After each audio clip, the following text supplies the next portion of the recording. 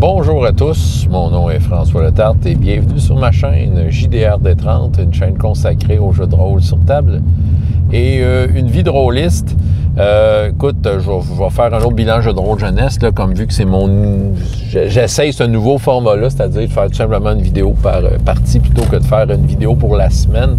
C'est ça que je faisais depuis le début, mais fait que vous allez voir une multiplication des bilans jeux de rôle jeunesse. Bon, mais c'est ça, je trouve juste parce que c'est des formats plus comestibles, ça faisait une couple de vidéos que c'était des affaires de 25 minutes, là, fait que je pense qu'il y a moyen que je fasse ça plus court et plus digestible et qu'il y ait une réflexion pour chacune des présentations.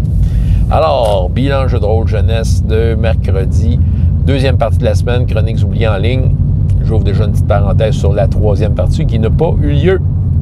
Il a fallu que je l'annule à cause d'un conflit d'horaire par rapport à mon ouvrage. En tout cas, j'ai été réclamé pour une tâche qui finalement n'a pas vraiment eu lieu. J'aurais pu y aller, mais bon, regarde, les jeunes étaient déçus, mais c'est correct, tu sais, fallait que je le fasse. Fait que finalement, on se reprend la semaine prochaine. Je vais être plus en forme de toute façon, fait que ça va être déjà plus agréable. Donc, revenons à la deuxième partie de Chroniques oubliées en ligne. J'aime ça faire cette partie-là, entre autres parce que je la fais avec un certain détachement par rapport à, mettons, les différentes règles maison que j'essaie de mettre en place, puis tout ça. T'sais, autant qu'en présentiel, j'aime essayer toutes sortes de petites règles maison, faire toutes sortes d'expériences, tandis qu'en ligne, j'ai un certain lâcher-prise. Ça me permet vraiment d'exploiter le jeu avec d'un autre angle, en fait. C'est ça, j'aime ça pour ça. Par contre, ça c'était pas loin d'un point tournant à savoir, est-ce que l'année prochaine, je le refais en ligne?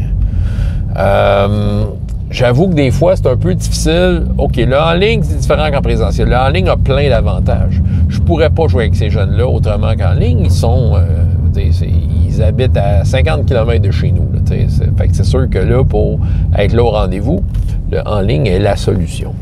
Mais en même temps, en ligne, c'est ça qui arrive. Ça demande un niveau d'attention. Ça demande un certain niveau d'attention, une maturité pour t'assurer que ça donne une belle expérience. T'sais. En présentiel, ils sont là pour vrai, je suis comme plus capable de faire quoi. T'sais, en ligne, je vois pas ce qu'ils font. T'sais, ils ferment leur caméra, ce qui est bien correct, là, mais ils sont tous en train de jouer des fois à Roblox en même temps. Écoute, le niveau d'attention, il est nul là, par bout, là, puis en ligne aussi, ça me demande un certain effort au niveau de la façon que je vais animer la table. Je vais en mettre, là, je vais animer quasiment aussi intense qu'une table d'Hero Kids en présentiel. Hero Kids, c'est sûr, j'en mets beaucoup pour que les jeunes y embarquent, mais en ligne, je me donne à fond, là. Je veux dire des descriptions animées, juteuses, d'ambiance, puis avec éclair. OK, je fais des descriptions claires pour que les joueurs puissent interagir avec ce qui se passe, qu'ils prennent des décisions. Mais, des fois, le silence qu'il y a après une description, je me suis donné à fond. C'est comme, man, je suis obligé de recommencer ça, là. Il y en a qui sont plus allumés que d'autres, mais il y en a, là, que, oui, quoi, j'écoutais pas. Il me le dit carrément, c'est comme, qu'est-ce que tu fais là? T'es en train de jouer à Roblox? Non, mais c'est ça qui arrive, là. C'est ça, des fois, je mets beaucoup d'énergie là-dedans, essayer de faire de quoi d'intéressant, mais là, je suis comme rendu au maximum de ce que je suis capable de donner là, dans ce contexte-là. Là. Je peux pas les prendre par la main puis leur dire, OK, maintenant que j'ai tout dit ça pour faire un dé, roule-moi un test de perception, bravo, tu as réussi ton test de perception. Je peux pas les prendre par la main. Là. Une des affaires hot de ce jeu-là, ce qui fait que ce jeu-là est un jeu incontournable pour bien du monde, c'est le fait que, après ça, tu prends des décisions, tu essayes des affaires. C'est ça, bien sauf que ça te demande d'être présent d'esprit. Et des fois, j'ai pas toujours l'impression que c'est ça. En même temps, je veux dire, si eux trouvent ça poche, c'est un petit peu de leur faute. C'est ça, comme je dis, moi de mon côté, j'ai tout donné. Là. La balle est dans leur camp. Fait que si les autres trouvent ça poche comme expérience, c'est un petit peu de leur faute. Mais en même temps, je suis payé à faire ça. À quelque part, on s'entend, c'est un job, veut dire, soit. OK, dans le fond, OK, ils veulent pas participer plus que ça. Eh bien, coudon. C'est plus à ce niveau-là. C'est au niveau du coudon. C'est un peu leur problème. Mais, sauf que de mon côté, c'est sûr que j'arrête pas ça là. Même si c'est un peu leur problème, moi, je suis là pour leur montrer comment jouer. C'est de même que je vois ça, le parascolaire, tu sais. Puis, je vais les shaker un peu. Là. Un moment donné, je leur ai dit, deux des joueurs, je dis, hey, on dirait que vous êtes des Sims qui ne faites rien. Vous êtes là dans l'écran puis vous ne faites rien. sais, faites de quoi? Tu sais, t'es pas ici de faire une aventure par hasard, là. Bon, voilà. Ils ont allumé un peu plus loin, je veux dire, entre autres, mettons le contexte, ils visitent le tombeau d'un pharaon apothicien, parce que c'est pas égyptien, ils sont pas en Égypte, ils sont apothiques, un royaume d'RPGS. Raphanotep, un nécromancien. Fait que là, ils l'ont appris d'ailleurs la dernière game que c'est un nécromancien. Ils cherchent un médaillon pour plaire à la reine, Girta. Leur but, c'est de s'approcher de la reine, éventuellement, pour y faire la passe. On verra ce que ça donne. Ça se peut que l'aventure tourne juste autour du tombeau de Raphanotep. Bon, on verra. Ça dépend de comment ils résolvent les affaires. Ça dépend à quel point ils lâchent au bloc, ce type pour écouter. Bon, right, c'est dit. Fait que bon,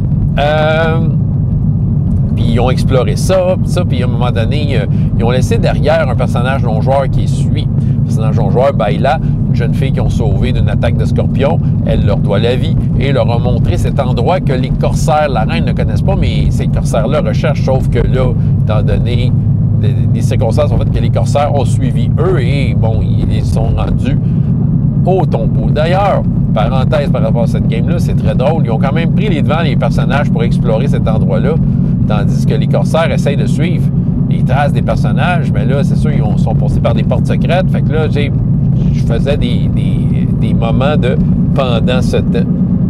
Fait que pendant ce temps, ailleurs dans l'endroit, qu'est-ce qui se passe?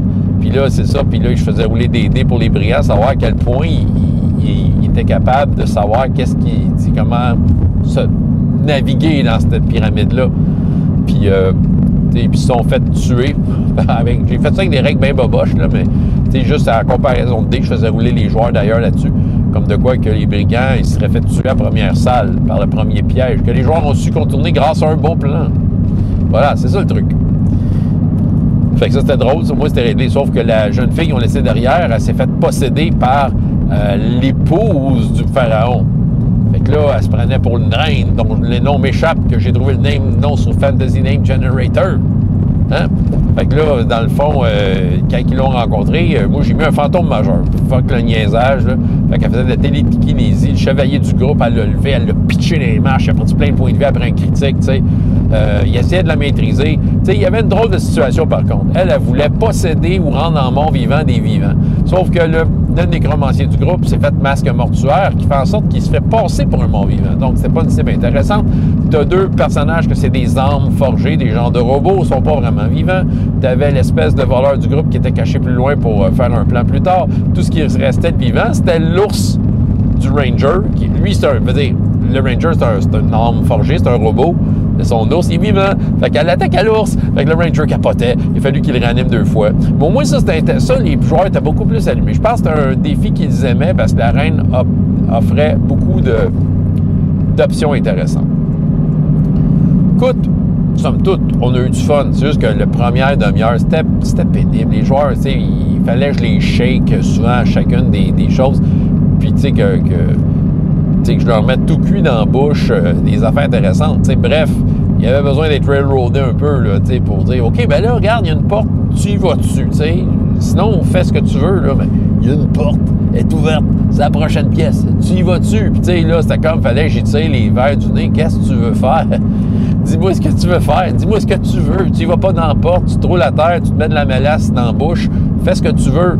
Mais dis-moi ce que tu fais. C'est ça. Mais bon. Ça, en même temps, comme je dis, c'est une gig facile. Je dis, si l'année prochaine, je me le refais offrir. Ouais. Mais, tu sais, encore là, je vais-tu l'avoir encore? Tu sais, je sais qu'à leur école, il y a du Donjons et Dragons qui est offert présentement comme en présentiel, qui est parti cette année, en même temps que mon affaire en ligne. Fait que c'est sûr que, tu sais, je pense que, moi, à mon avis, les jeunes devraient y aller en présentiel. Surtout qu'ils jouent à Donjons et Dragons. C'est tellement un meilleur jeu. Il a le vrai nom, lui. Mais là, peu importe. Tu sais, dans le fond, c'est juste que, tu sais, c'est ça qui arrive. Tu sais, je préfère en présentiel. Avec les jeunes, je pense que c'est ça, le contact humain est très important à leur âge, hein, de vivre ça, là. Tu sais, là, en ligne, ça va bien, là, avec des adultes. Tu veux dire, Uncharted World, tu sais, ça se déroule relativement bien, là. Fait que, tu sais, relativement, mais au moins, tu sais, je sais qu'on est des joueurs matures et qu'on est capable, tous, à l'écran, de se projeter et de faire valoir ce qu'on veut faire et quelle façon on fait avancer l'histoire. Fait que, tu sais, jusque-là, je pense que c'est ça ce que les jeunes n'ont pas nécessairement. Puis, tu sais, je parle pas juste de ce groupe-là. Il y a plusieurs groupes en ligne que je fais. Puis, tu sais, c'est ça, force est de constater que le jeu de rôle en ligne avec des jeunes, c'est semi, tu sais. Bref, c'est ça que j'avais à raconter pour ce bilan jeu de rôle jeunesse-là. C'est ça que j'avais à dire. En tout cas, bref, et cette aventure-là est quand même le fun, un bon petit bonne page dungeon, je le trouve intéressant. François Letarte, JDR des 30, et jusqu'à la prochaine fois, il y a autant de plaisir dans la vie que dans les jeux. Au revoir.